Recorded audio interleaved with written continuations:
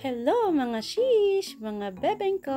Tara, samahan niyo ako magluto ng pansit malabon. First step, saute tayo ng onion and minced garlic. Ayan, yung inadobo kong pusit, add na natin. At syempre, hindi mawala ang shrimp. Next, lagyan na natin ng ground pork, fish sauce,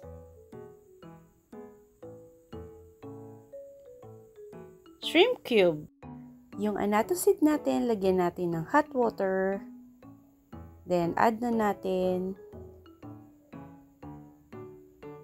Yan, depende sa inyo guys kung gaano gusto nyong color niya. Lagyan natin ng ground black pepper. Mag-dissolve tayo ng flour. Pero before that, add tayo ng water. While stirring, mix natin yung ating dissolved na flour. Ayan, para lumapot. Lagyan na natin yung ating dinurog na chicharon.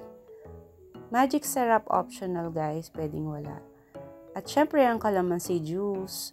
Kanina nag-blanch ako ng cabbage. Make sure na na-drain para hindi madaling mapanis ang ating pansit malabon.